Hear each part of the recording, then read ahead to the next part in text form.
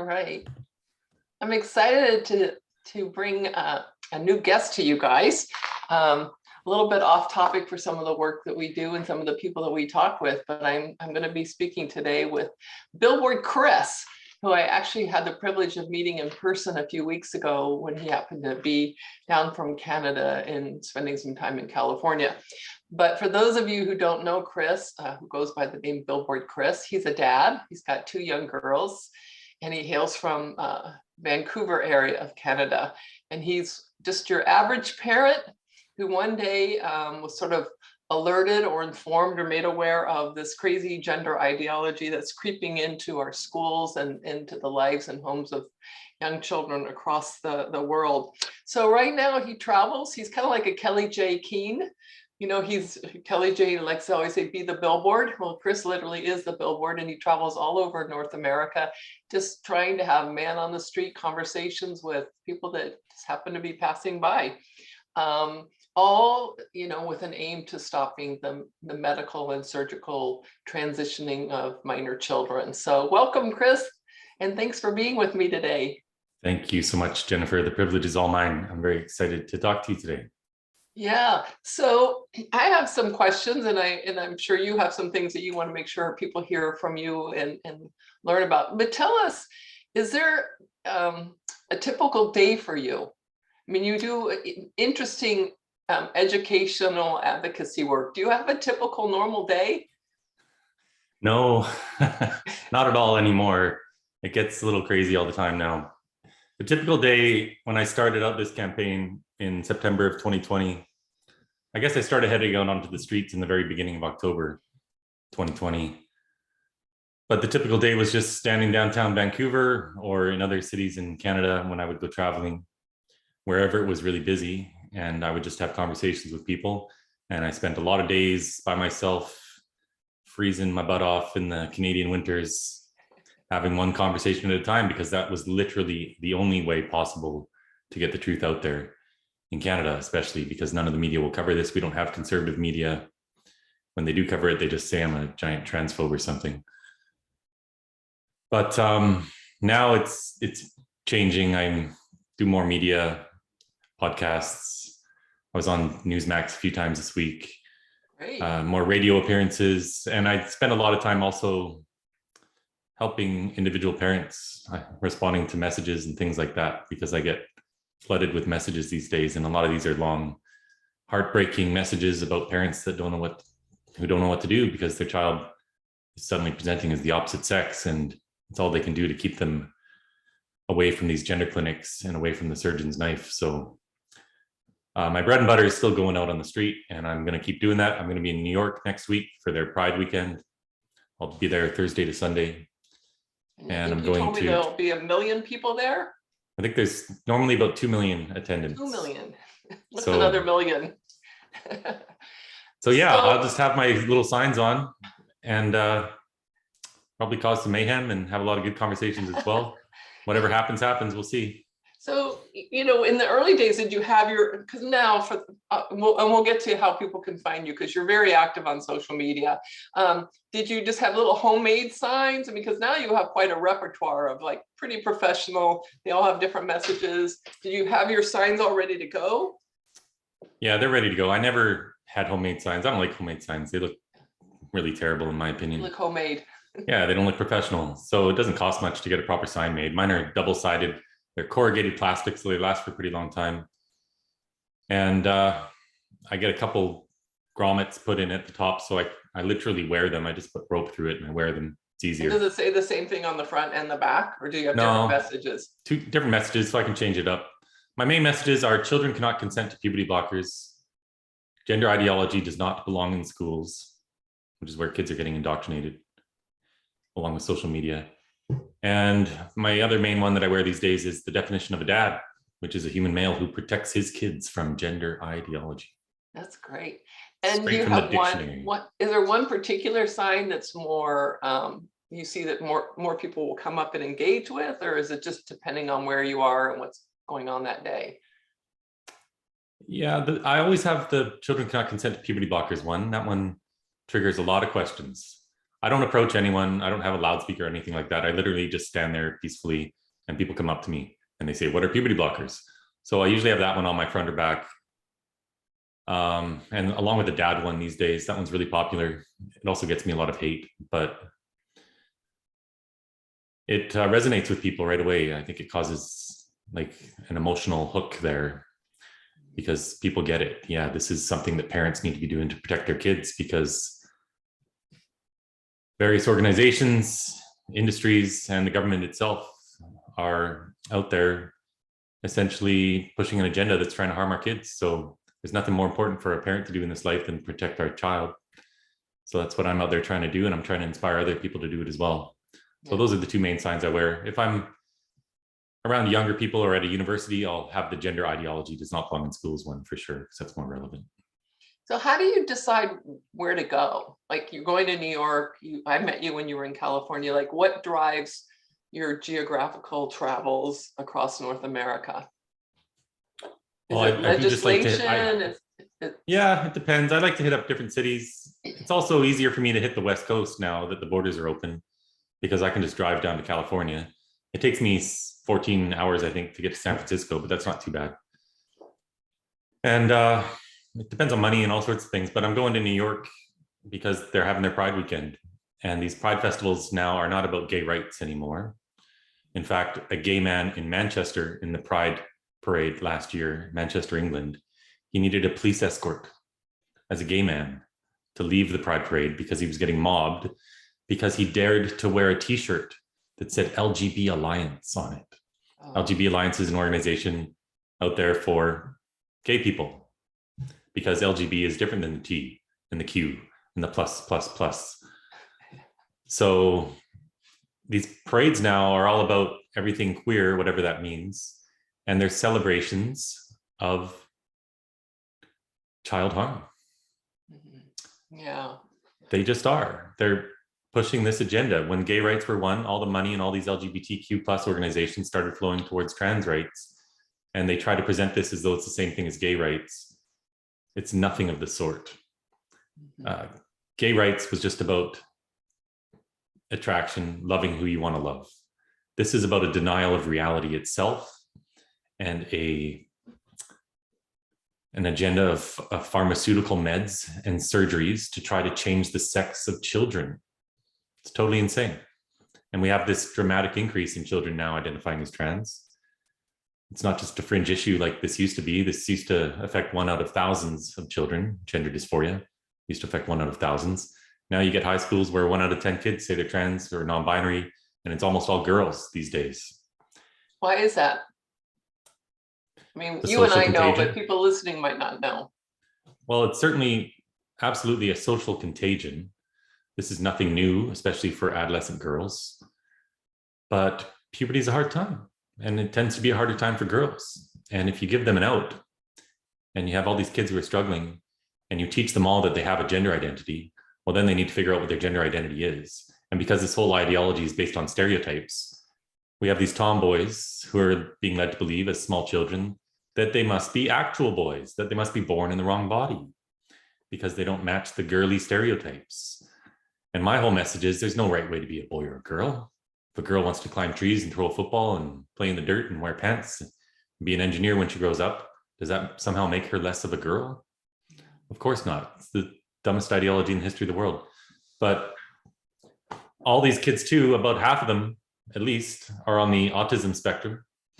This isn't me saying this. These are statistics from gender clinics themselves. The Tavistock is the gender clinic in England where all the kids were sent to, and they released their own figures. 35% of the children, and we're talking thousands of kids here, 35% had moderate to severe autistic traits. You can probably double that number if you include kids with more mild autism. But these are also kids wildly overrepresented in state care. So foster kids are way overrepresented at these gender clinics. Indigenous children in Canada are way overrepresented. These are kids who are struggling in life. They're not thriving. They hate their bodies. They're not fitting in. They're not meeting standards. Maybe they've had abuse or trauma or suffered sexual abuse. Who knows? There's all sorts of reasons, but all these kids for sure are engrossed in social media where they're spending 7 hours a day That's a statistic I just read today for the average adolescent, spending Wow. 7 hours a day online. Wow. And they're getting into these weird corners of the internet where they're getting groomed to believe that they must be born in the wrong body and they're really trans and their parents don't understand them. And these new friends online are the only ones who really love them. And combine this with school teachings and everything else in the culture, and we have what we have, this epidemic affecting hundreds of thousands of kids. Yeah.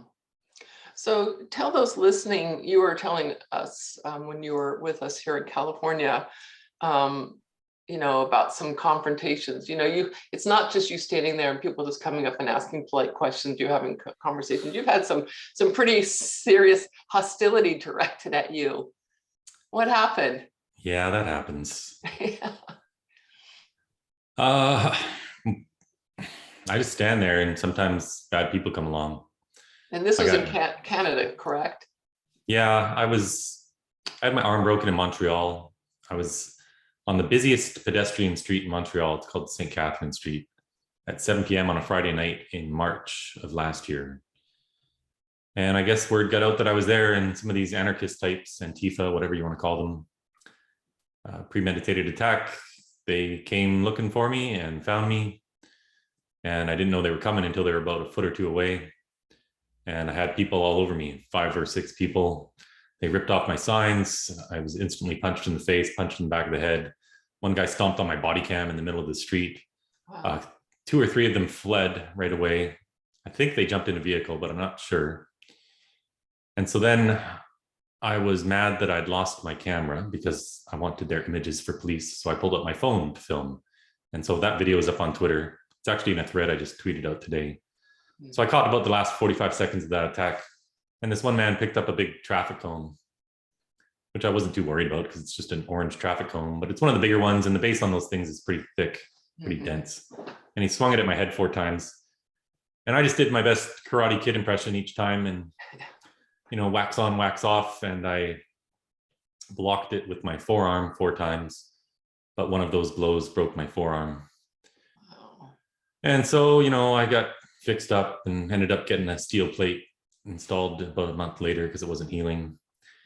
And the police in Montreal didn't even bother to investigate. They closed the file a month and a half later, literally telling me that unless I could give them a name of these attackers, there's nothing they could do. Wow. And clearly these people are known to police. They're the troublemaker types. They go to all these Antifa events. Obviously, police know who they are. They just don't want to bother with it because my message is not favorable politically. I've been mobbed by 200 university students in Ottawa. Tons of police present, about 12 police present. I got punched in the head twice. I got painted on. I got spat at. I had my car keyed. I had my signs destroyed. And police just watched. Wow. The day before I was punched by a guy, he got arrested. Crown Counsel, like your state prosecutor, decided not to press charges. I've been assaulted in Vancouver previously, again, by these anarchist types who surrounded me and wouldn't let me move. I was at this big event. I didn't even know what it was for. I just go to wherever people are. But they wouldn't let me move, so I walked over to the police and they said I was instigating. I was wearing signs that said, "I love J.K. Rowling and gender ideology does not belong in schools." Does JK know this story? I don't know. I've never spoken to her. We'll have to make sure she sees this. She probably has seen a bunch of this stuff. Wow. Wow. But so police And weren't here in going to the do US, anything. we think Canadians are so nice down here in America. You We're haven't a had this mess. kind of violence in the US when you've been here with your signs peacefully, correct? No, I haven't been there nearly as much either, but Oh. it's definitely worse up here in Canada. And that day in Vancouver, I ended up getting arrested because police weren't going to do anything to protect me. So I walked into the crowd again, like just off the sidewalk. People started swarming around me. A guy came and hit me, and instantly police grabbed me, arrested me, charged me with causing a disturbance. Wow. And they banned me from walking on all these streets in the center of Vancouver. So Wow. the first winter I did this in spring, for 6 months, I couldn't walk in the middle of Vancouver because I had these conditions upon my release from jail prohibiting me from walking in downtown Vancouver. Eventually, the Crown prosecutor threw out that charge. Another time I was arrested after getting punched from behind. I gave a guy a single push to stop him from running away because I wanted him to get arrested. And we're allowed to do citizens arrest in Canada. but police arrested me, and then they were looking at trying to charge me. So I vowed then and there, I was never going to touch anyone ever again. I have to be like Gandhi when I'm out there. Yeah. And so when I got attacked in Montreal, I'd literally had this phone call from the Vancouver police about a week before saying they wanted me to come in and give a statement to do this prior incident. And it freaked me out because I don't want to get arrested. I don't trust the justice system up here to treat me fairly right now. Wow. And so I vowed never to touch anyone again. And you run these scenarios through your mind. That happened about a week before my attack in Montreal when I got my arm broken. So, it was already in my head, I'm never going to respond. And I didn't even say a word to these people. I just tried to film them. And since then, there've been a lot of other little incidents, but nothing major like that. And with all this violence directed at you, you haven't even managed to get any good, proper press coverage of this happening? Press, oh my gosh. So you've got this dad traveling across the country, wearing a sign saying children cannot consent to puberty blockers, having peaceful conversations. I get jumped on the busiest street in Montreal, 1,000 people around. The reason I was there, I'd been stopped by people in a lineup outside a liquor store asking me what these puberty blockers were, because they had a curfew at the time of 8 p.m. Everyone had to be inside by 8 because of ridiculous COVID mandates. But not even the local press could cover it, not even the Montreal Gazette, nothing.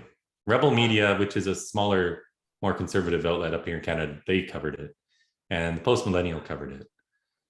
But most people don't read those publications. No mainstream media ever cover anything, except to say that I'm a transphobe. I caused a big stir in Ottawa last October, and CBC came out. They're like our state broadcaster, along with CTV, another big mainstream media outlet. They each interviewed me on camera for about 15 minutes, and they didn't air 1 second of it for their broadcasts. Wow. Because they were just looking for something hateful to come out of my mouth, and I didn't give them anything. So I didn't give them anything for their narrative, and that's the way things are up here. And it's going to stay that way for a long time, but you can't let it dissuade you. If I have to play the role of villain, I guess that's what I'll have to be. So when you come home at night and you're all beaten up and your arm's broken and your head's bashed, does your wife say, that's it, you're not doing this anymore? Or why do you keep doing it? Well, I don't want to make this out to be like it's all the time, because it's not. Yeah. But I guess over the period of 20 months or whatever this has been, I guess it sounds like it's a lot. I tend to keep my family out of this just because I have to. Sure. So, yeah, for different reasons, but I definitely have a lot of support. I'm an autonomous individual, and I'm determined, and I know exactly what side of history I'm on. Yeah.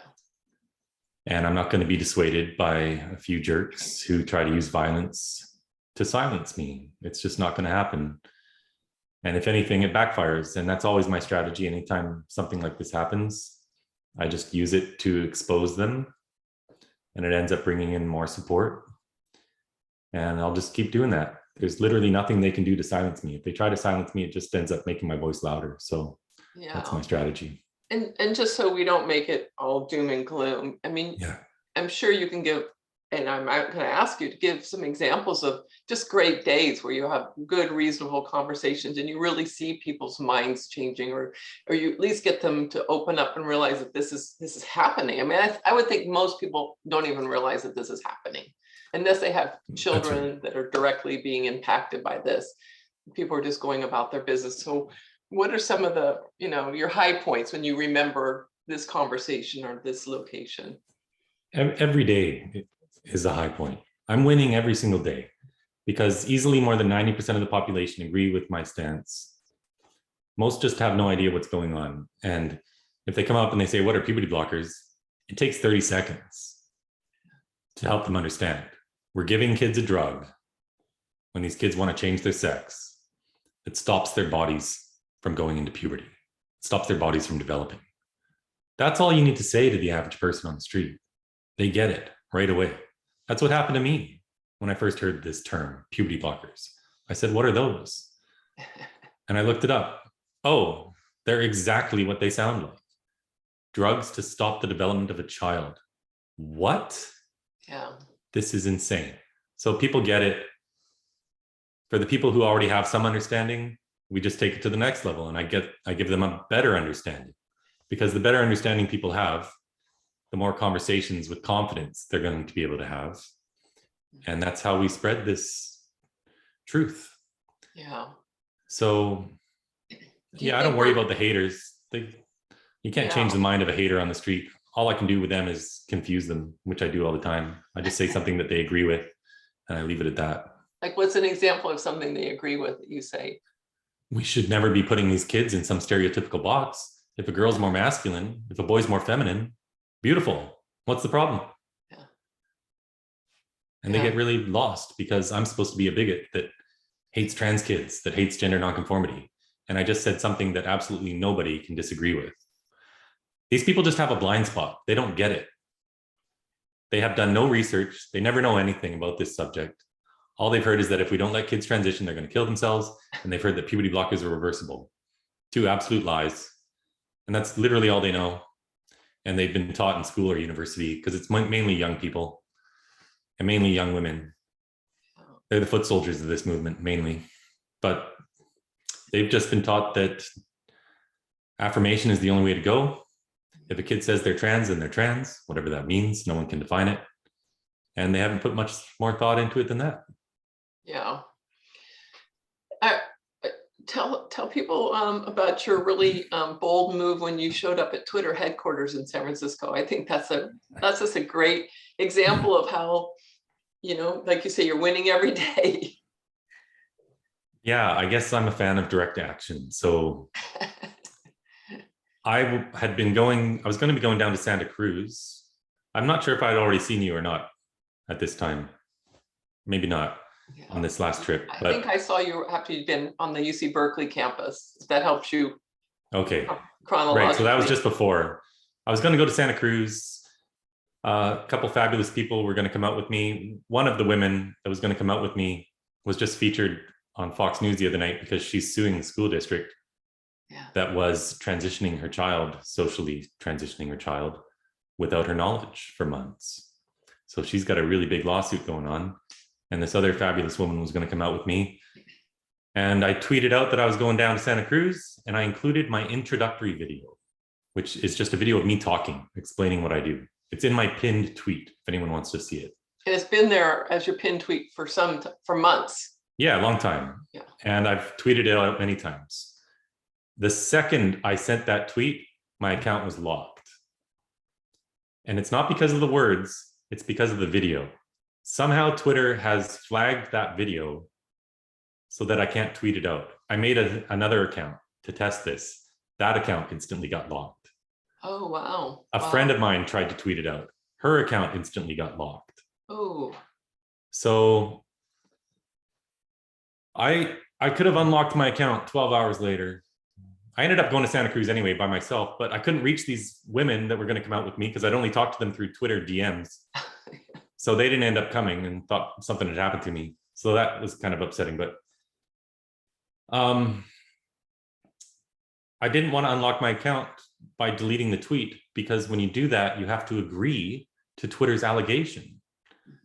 And what Twitter said was that I had tweeted out a video of nudity of somebody else without their consent.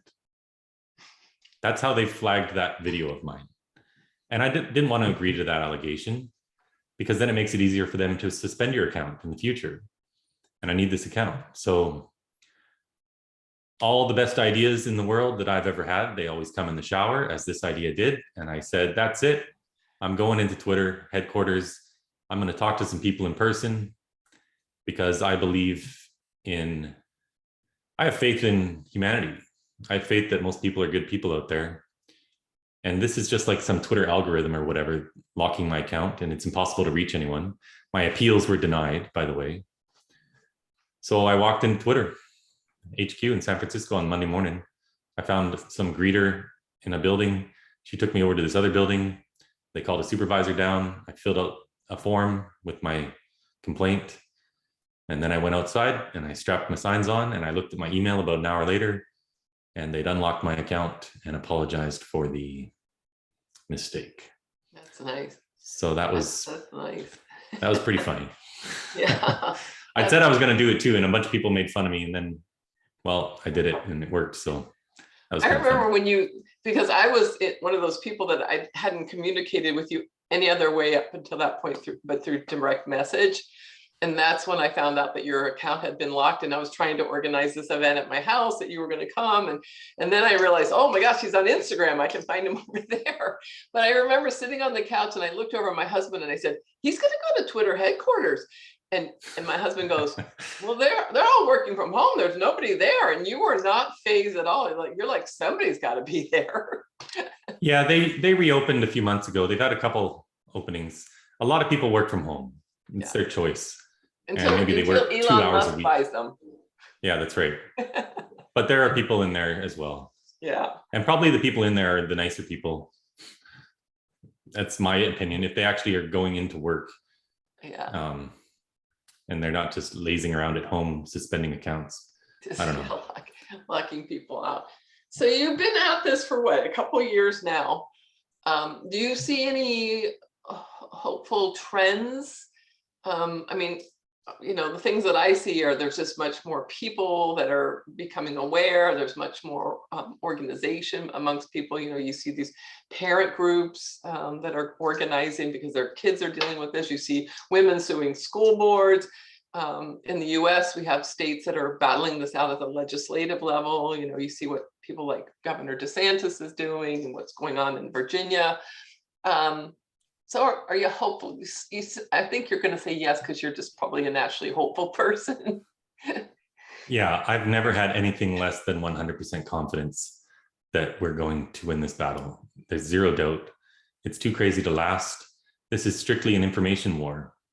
And the radical left, I don't want to say the left, because most of the left agree with me. You'll never get any of the politicians to, but they're a different story. But the people who have historically voted Democrat, most of them, when they understand what's going on, also agree with this position. It's really not that controversial. We shouldn't be sterilizing children, but we just have to get the truth out there. That's all it is. There's hundreds of millions of dollars in propaganda spent every year pushing this stuff into society, pushing it into schools.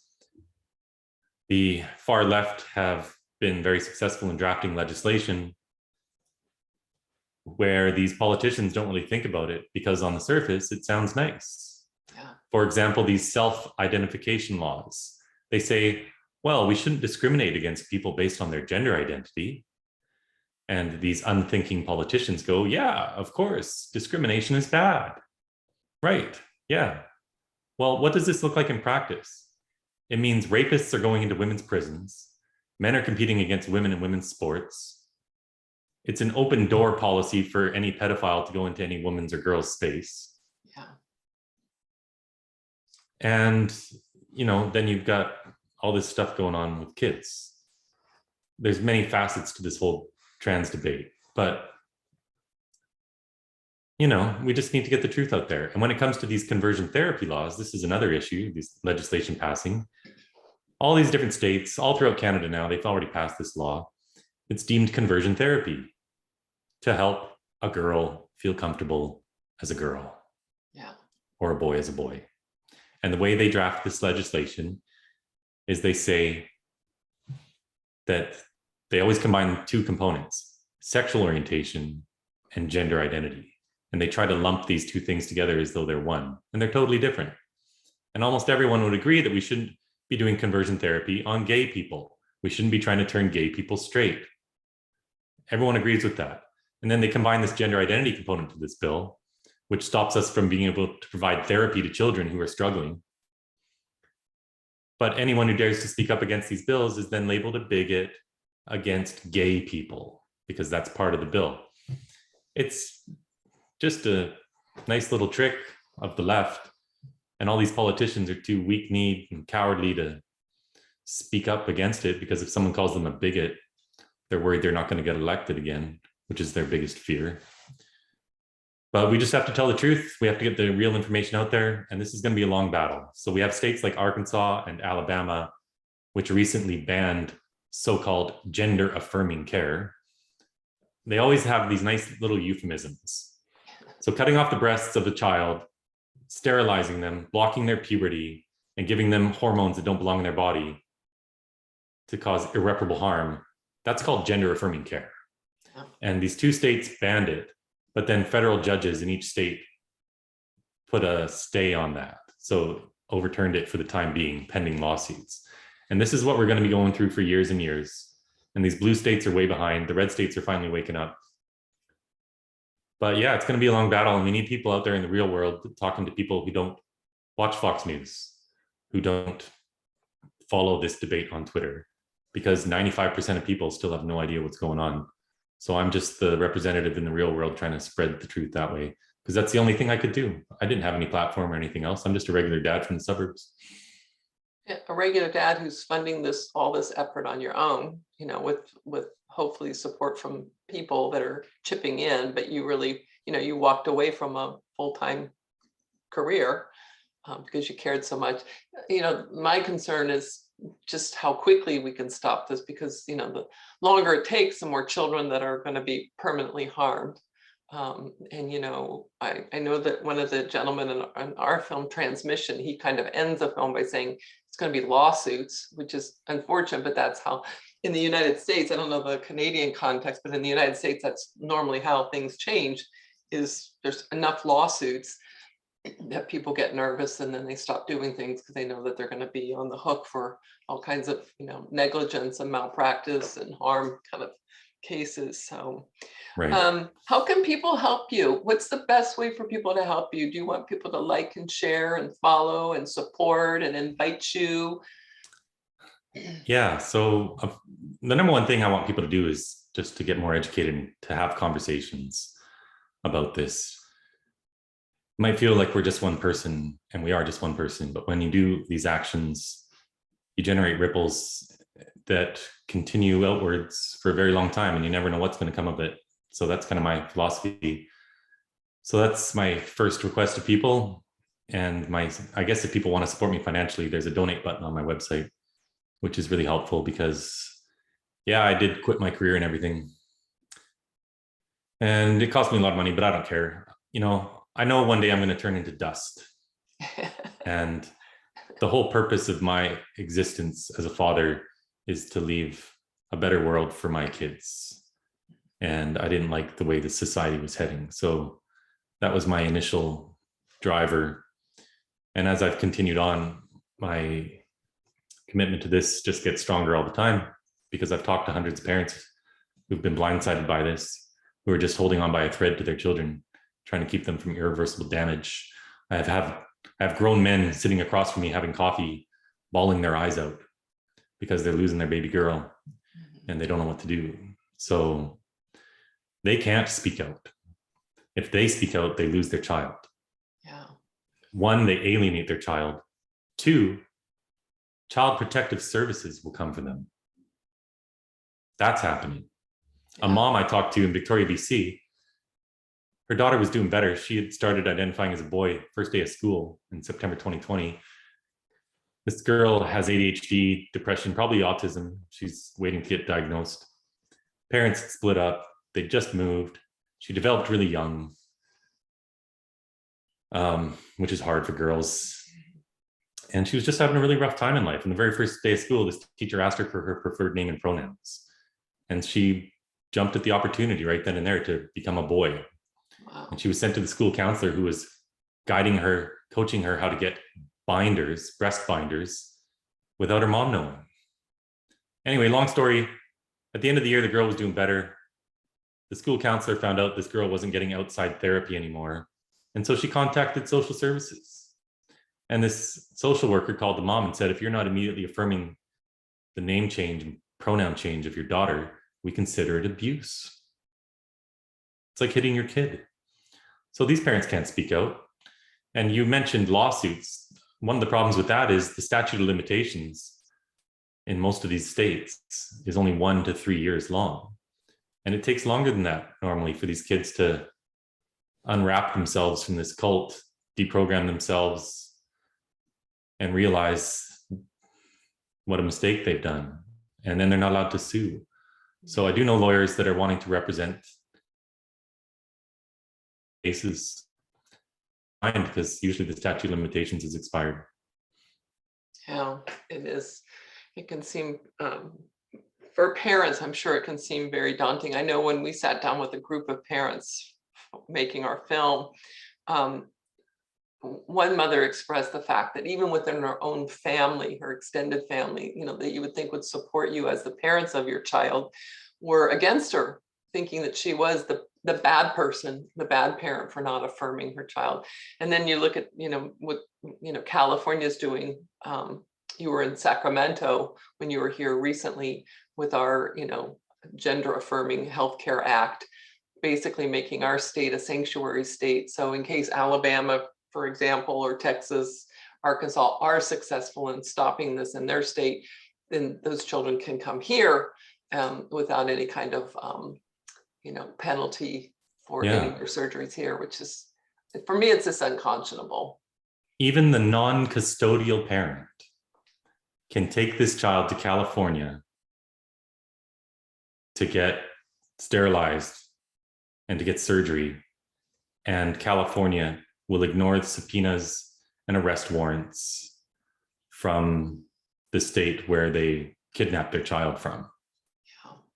Because if they don't have custody, that's kidnapping. But California will ignore any request to return that child to the custodial parent because they're going to be a sanctuary state for harming kids. This is the world we're in. Yeah, and for me, the ex-nurse, because I did pediatrics for almost 20 years, in the olden days, doctors would never be in this kind of work. This would not be something that would be in their little doctor bag to pull out and offer to parents that had children that were confused about their sexual identity. So I look at groups like the American Academy of Pediatrics and the American Pediatric Endocrine Society, and that from the top down is their professional, treatment protocol of choice with dealing with these kids is medical surgical therapies, which I shake my head at and go, people 50 years from now are going to look back and go, what the hell were they doing? Pardon my French, but what were they doing? Yeah, I hope it's 10 years from now. Yeah. But even all these medical bodies, every single one, and all these so-called civil rights organizations like the ACLU, they all push this lie as well, that children are going to kill themselves if you don't let them transition. And so, I could read a bunch of stuff. I would just recommend people go to statsforgender.org and enter the search term suicide. You'll find all the truth about this. Jay Green, who I met at the Heritage Foundation a few months ago, just wrote a 35-page paper on this as well, debunking this myth. Suicides actually go up when kids transition. We have some other studies that show with adults, suicide rates years after transition are 19 times higher than their peers.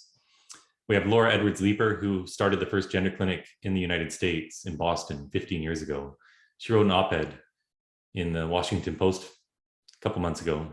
This is someone who's been transitioning kids for 15 years.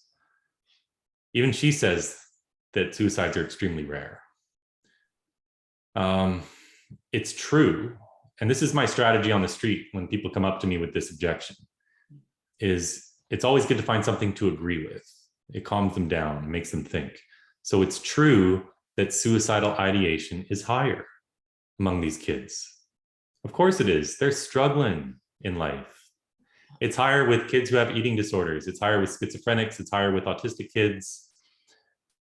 For many of these other mental health conditions, suicide rates are much higher than they are for children struggling with so-called gender dysphoria. And I say so-called gender dysphoria because what's going on today isn't gender dysphoria. This is just a cult. It's a craze. It's a social contagion affecting kids. All these kids are going to grow up and grow out of it if we leave them alone. But yeah, so suicidal ideation is higher. Suicides are still very rare. And we never should be weaponizing suicide as a reason to do some harmful medical procedure, because there's never one reason for suicides either. It's always a complicated thing. Yeah. But this is all that the left has, is pushing this suicide lie and pushing this other lie that puberty blockers are reversible. Yeah. And so if anyone has these conversations with people and they get this lie that puberty blockers are reversible, the strategy there is also to agree and say, sure, if a child went on puberty blockers for 3 months, not too much harm done. Yeah. In practice, 98% of these children stay on them, and then they go on to the cross-sex hormones, which cause more harm. These aren't my numbers. These are numbers, again, from the Tavistock in England and from a gender clinic in the US, where it was 100% of the kids. Yeah. When they start on puberty blockers, they're committed to this pathway, and they go on to the opposite hormones, which, if anything, make their gender dysphoria worse. So how are puberty blockers reversible then when you're 17 years old and you never went through puberty? Are you going to come off them and then go through puberty until you're 23? No, those years are lost. There is no time machine. Yeah, they're gone. And these boys end up with a micropenis for life. These girls have no breasts. Their hips didn't expand. Their bones have suffered bone demineralization. That's one of the published side effects. A young girl in Sweden just suffered spinal fractures while she was on this drug. 13 other kids at the Karolinska Hospital suffered catastrophic injuries. And in Sweden and Finland, which are two very progressive countries, they've banned this practice now. But we're ignoring all that data. We're ignoring all the evidence from these countries who are pushing back, because the strategy of these progressives is just to plug their ears and shout bigotry and push it at all costs. So anyway, Thanks for letting me rant. No, it's heavy stuff, but it's important stuff. I mean, these children are our future, and we're robbing them of their future. Their future to have families if they want to choose to grow up and have families. Their future of having a healthy life and living a long time. I mean, I know I follow Scott Nugent and his work. Her work, depending on, everybody's going to get mad because I said his work. Sure. Because Scott's a biological female, and then they're going to get mad at me because I said biological female. That's redundant. I can't say that. I have to say female. Yeah. There's so many rules.